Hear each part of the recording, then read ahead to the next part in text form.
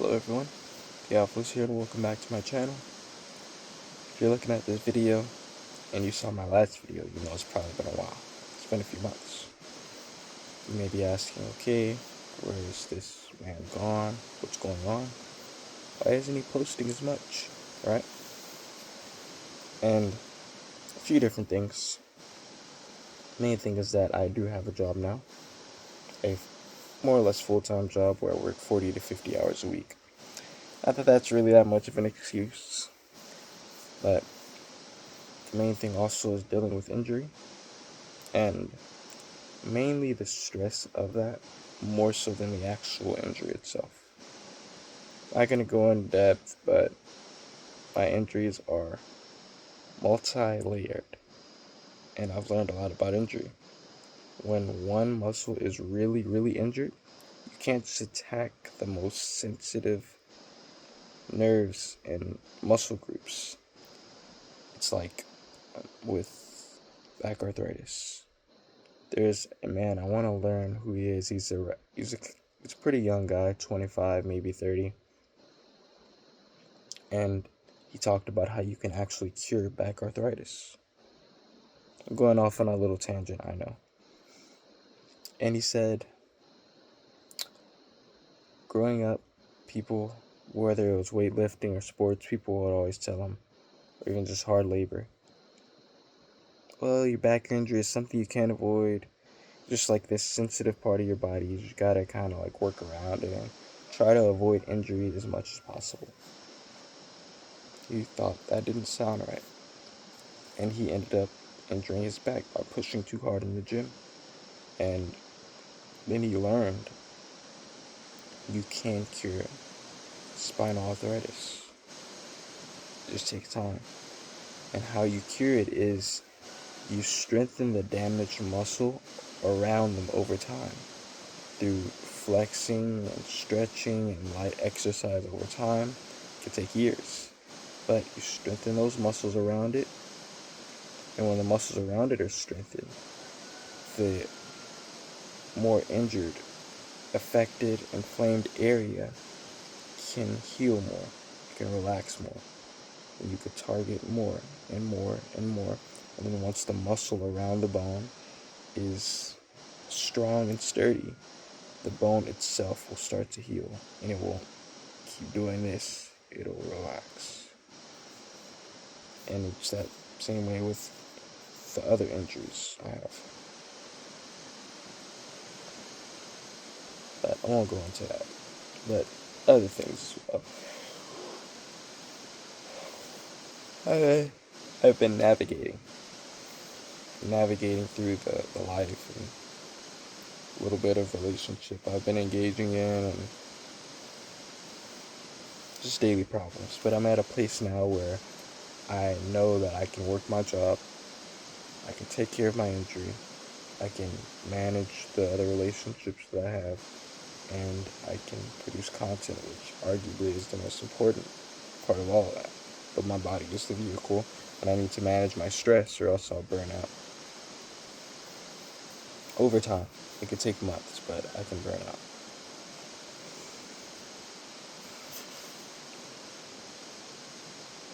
So, topic of discussion is life as a man is about hardship. A little controversial, I know, but let me explain. So, there's all these little nuances and all these little,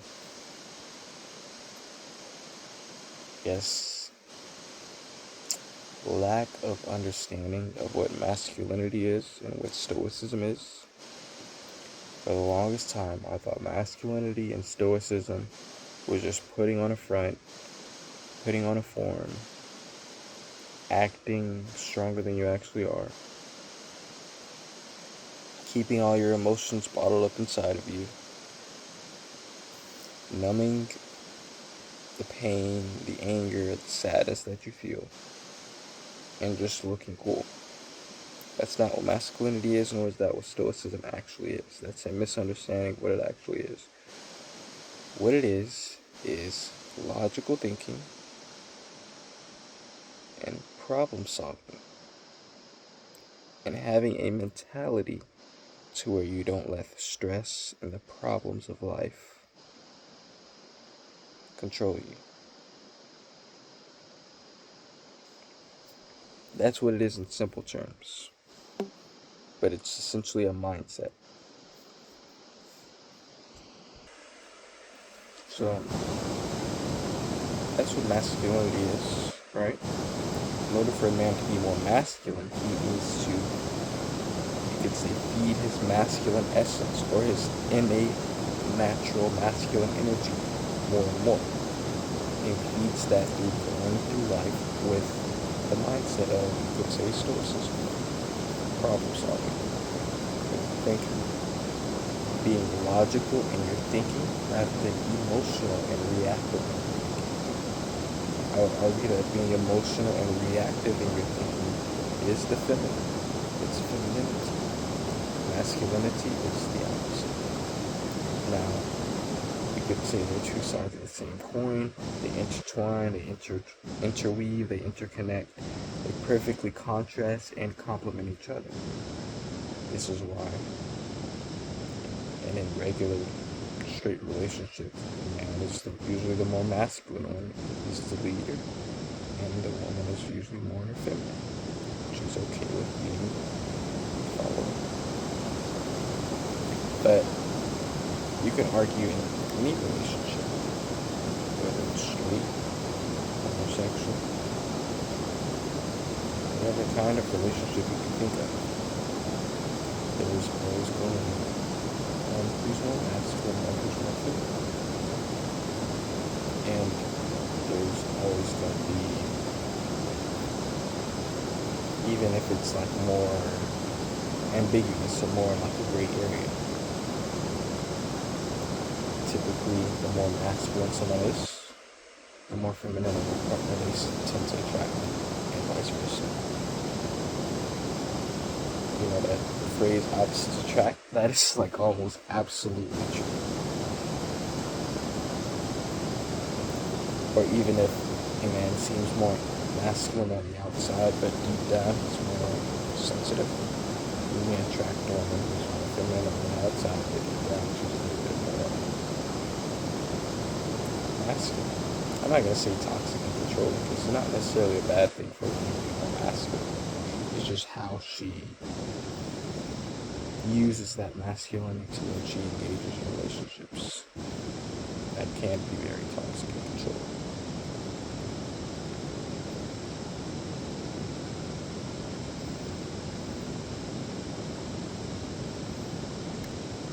But back to the topic of discussion. Life as a man is about hardship, right? So, I'm not saying men should suffer endlessly for no reason. Let's get that out the way. I think this is what I was trying to get to in my original point, that that's not what stoicism and masculinity is.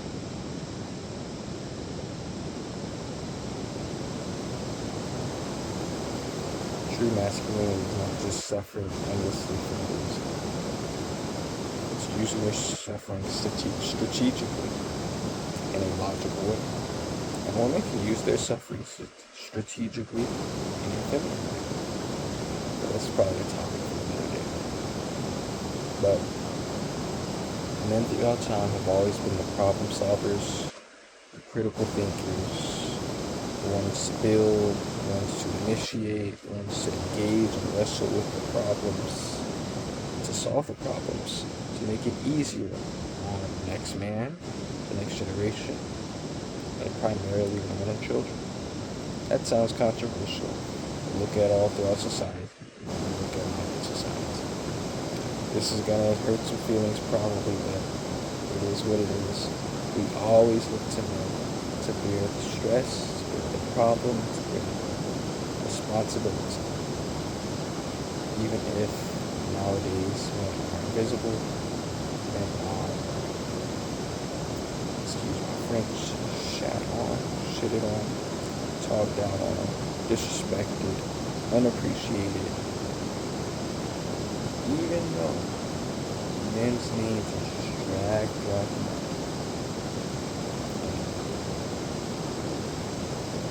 some reason in Western society we think that men are just this toxic, evil,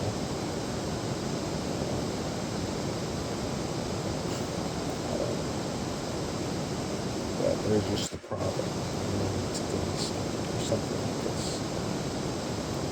Regardless of what you think, men have still built society.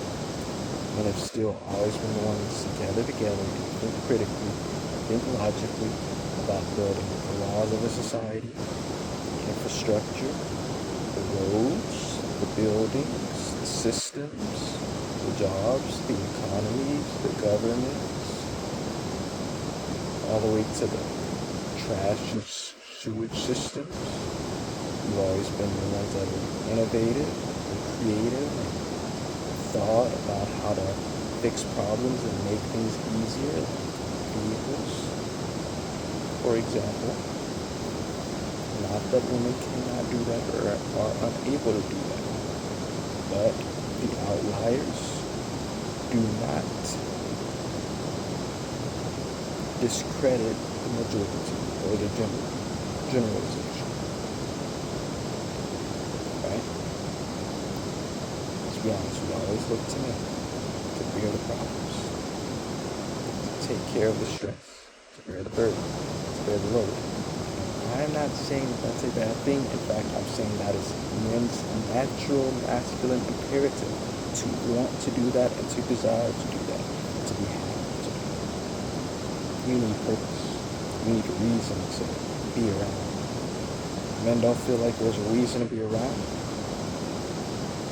The man will leave his situation, he'll leave his relationship, he'll leave where he's at. If he doesn't feel like he has a reason to be there, he'll vanish. He'll go somewhere he needs to be. He needs to be useful. Right? We always take what's difficult and make it more manageable. Not for ourselves, but also for others. That's what a good man does, at least. And that's where the meaning comes from, is when there's reason to the suffering, and there's reason to do what we need to do. This ties back into many of the different messages, like hope is a massive as a necessity.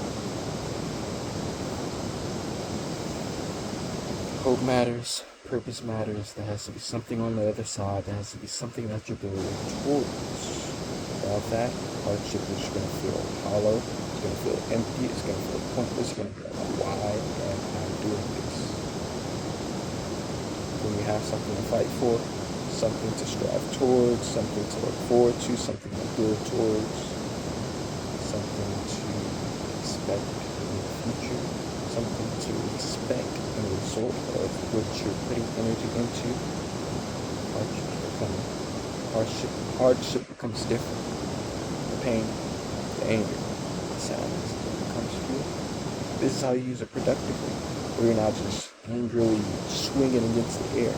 You're not just overwhelmingly, hastily running to and fro trying to do something.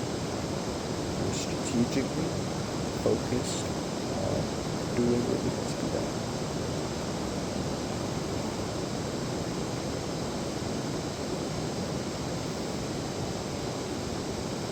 We're happy to do that. Feel respected, feel appreciated. If you feel like things are, there's a controversial take. I mean, I don't want to get that controversial, so I'm just going to leave it at that.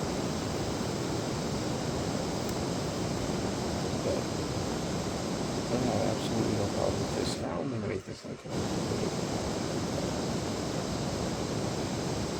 unfortunately, anything's eventually just trying to unfortunately. I digress from that point. Men are okay with suffering, fine, happy with suffering. It means something. It's not the effort. It's not waste.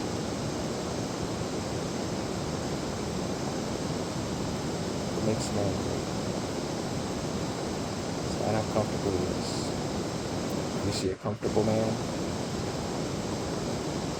it's often not that good of a guy. Let's be honest. But what makes a good man is how much pressure can he handle without collapsing. break him? How well can he adapt to pressure? Put on where it's not enough to break him, it's enough to shape him. Pressure that forges diamonds. Okay? That's what builds a man. Not enough to break him, but enough to build him. Success comes and goes, just like the wind. $10,000 can appear in your bank account tomorrow. On the next day. Right.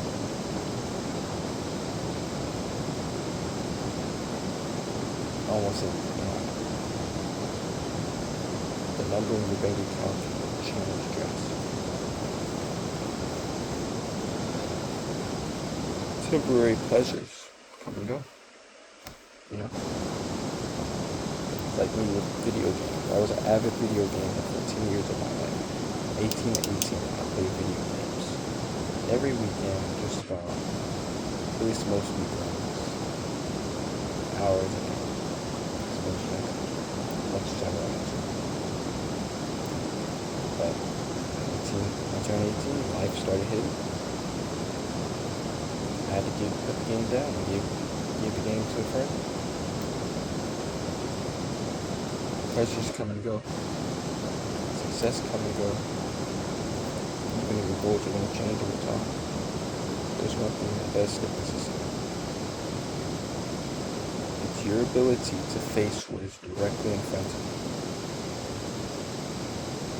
Man can, on the daily, handle his problems without running or hiding from them or numbing his feelings to them, without constantly complaining. And then he can still have some sense of peace, contentment, smile on his face. Maybe not smile. Maybe just a head nod. You know, this is all. At the end of the day, it's doing something. No matter the situation or circumstance, at the end of the day, he's pushing through it. He's making it. He lays his head down. Thinks. Can't wait for the next day. Do it all again. He's doing something right. I've noticed this in myself.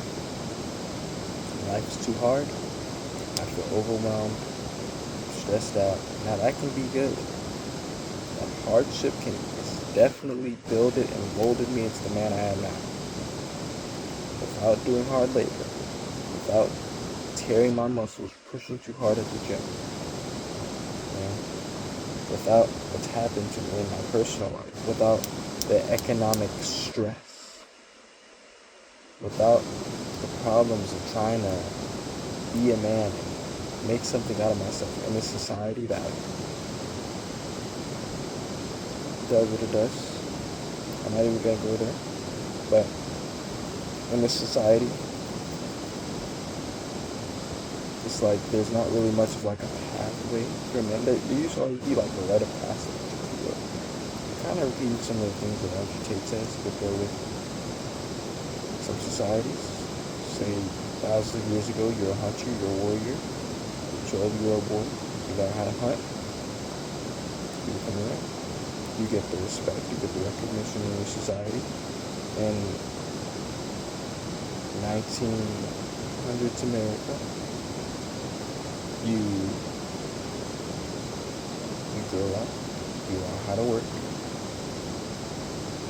you get an okay enough education, get your little factory job, alright, working that job 50, 60, 70, 80 hours a week is enough to pay for you and your family, prepare for the future, save up for emergencies.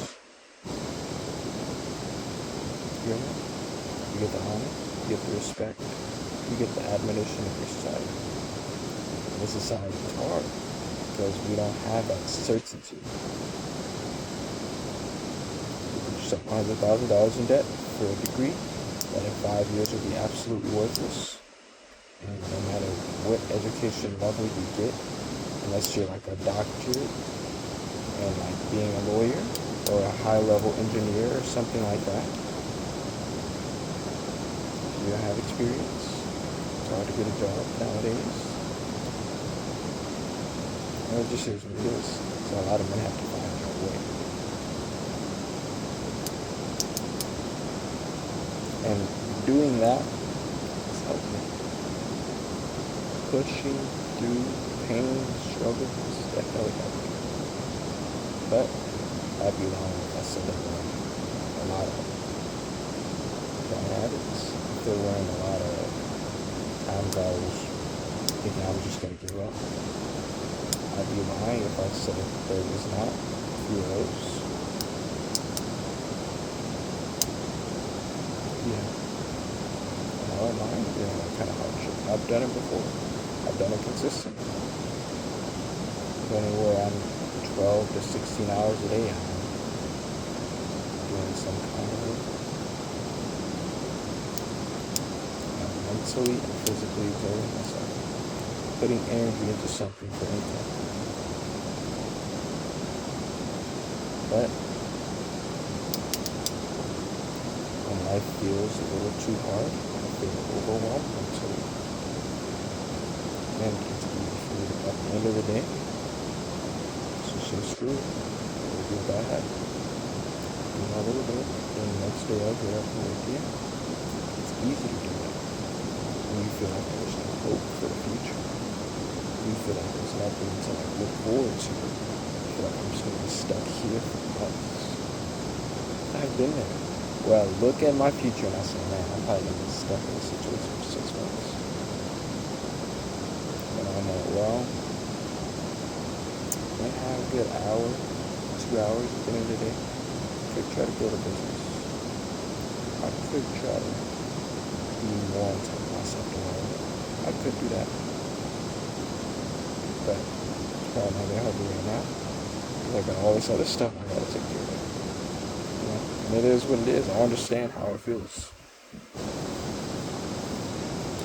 And when life is hard like that and you don't have a way out, especially when you don't have a network of people around you that are on the same wavelength, the same path, or the same journey, it's easy to just give up. It's easy. Or even just to dibble and dabble. I used to do this. I did this a lot for months. I dibble and dabble with that. I was like, okay, I'm not gonna like go and watch terrible things on the internet, but turn text to screw or photo to screw or meet to screw. That makes me cool. Here and there, it's not too bad. Just a little bit here and there.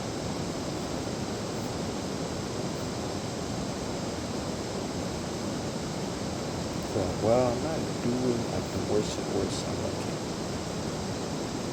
when life gets hard like that, to where you feel like you're disciplined.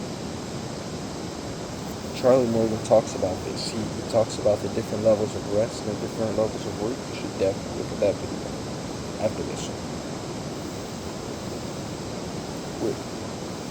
When it gets to a point to where discipline feels like it's just not even there. You get home and you're just already just scrolling. You get home and you just whatever you're doing. Your mind is probably really, really stressed out. And you need to take time, focus, still yourself, think. How much mental energy do I have left? And what can I put that energy towards right now? That would be productive. That will help me feel better tomorrow.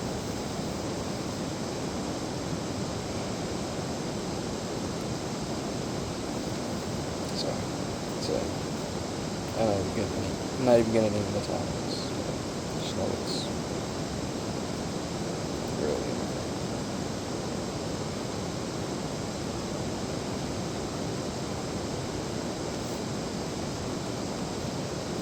So I've had times where I feel like it's just too much. But my discipline feels like it's not even there. I get home, I shower, I eat. By the time I got like 1 or 2 hours left in the day, I'm sorry. I know what that's like. It's because you have so little mental energy left. And you're not feeling hope for the future. So why would you not do it? Bad habit, right?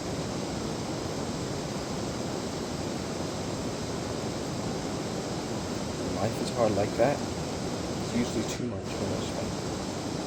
Just gonna be honest. Me, I can bear it a little bit, but not more than like a few weeks consistently.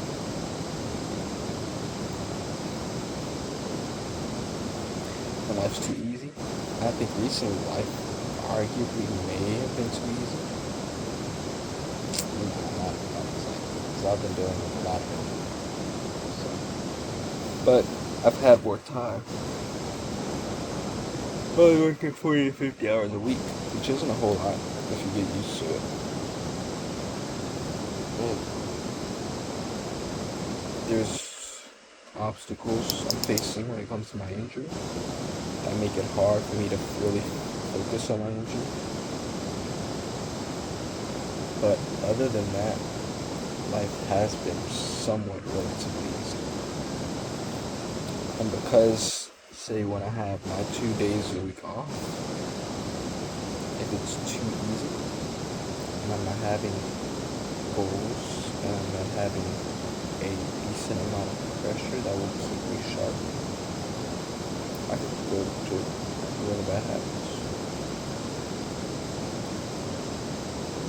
But even if you are in that place, and you know I'm not going to stop a bad habit, think about it like this. When it stops being really just, when it stops feeling that good, and it just feels kind of dull, you think, well, there's no point in doing this anymore. Might as well get back to work. You might as well. Even if it's only little progress, that progress is going to help you in the future. Even the hardship and the bad habits and the terrible mistakes you make are going to help you in the future. So why not build towards your future?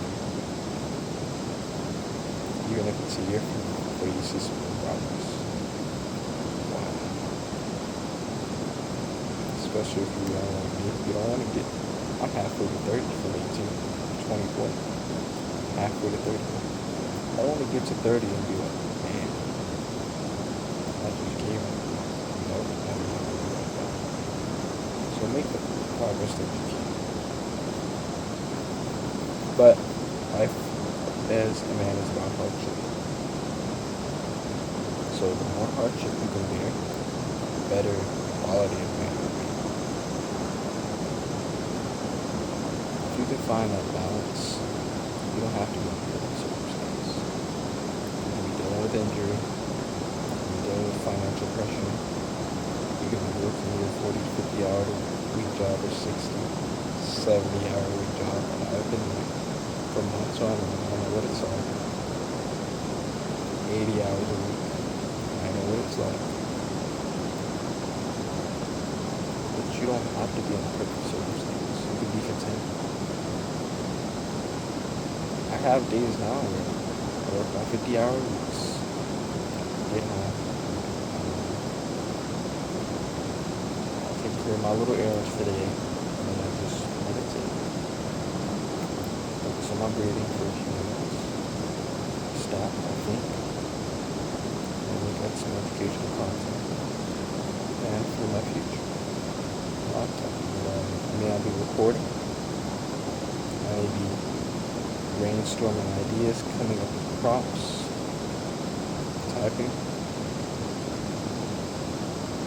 I may be understanding my mindset, understanding how I can put in place the things that I've learned in my everyday life to help my mindset overall, to reduce my stress overall throughout the day, so at the end of the day I have more energy to put into productive things.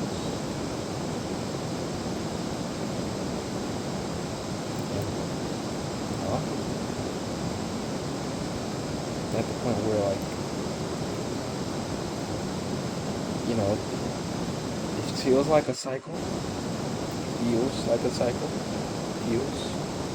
where it's hard and it's easy. When it's easy, the temptation to go to the bad habits. Sometimes I avoid the bad habits a little bit, and this is what it is. And I go back to working, and then like some hardship happens. But then I feel like it's too stressful, it's too hard, you know. But I'm at the point now where, you know, I'm I'm glad. Like for me, it's kind of balanced, you know. If I waste time talking to this girl for a little while, not waste time, because it's still good quality. If you're talking to someone that's a decent person and they're willing to be around, it's an enjoyable experience. That's not time wasted. It's memories that you remember. And if I spend time talking to this girl for a little while, I didn't need to like be all super friendly, try to like meet and smash, I didn't need to do that. To have fun, enjoy the conversation, hang out, goodbye. Okay, that was nice. Definitely don't even do a terrible habit now. Feel good.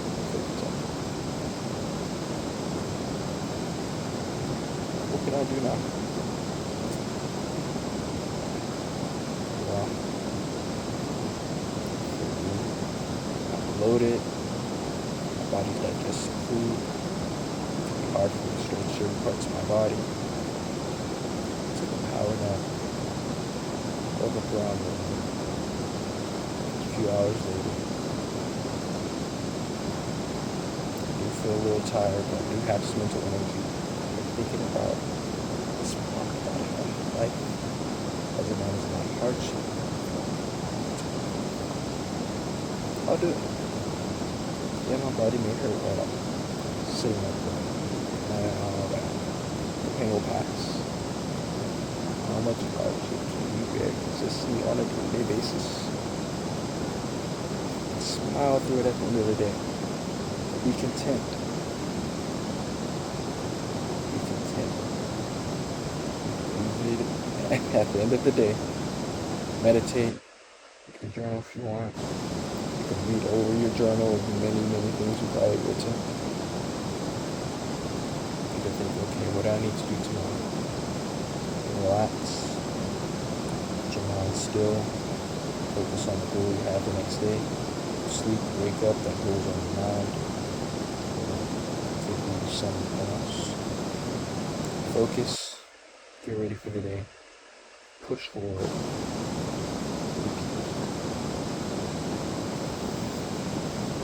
It's a bit more of a freestyle. If you want, I have my Substack. I have a few people getting on the Substack now. I appreciate that. I have my free school community as well. I'll probably link those in the description. Thank y'all. Have a nice day.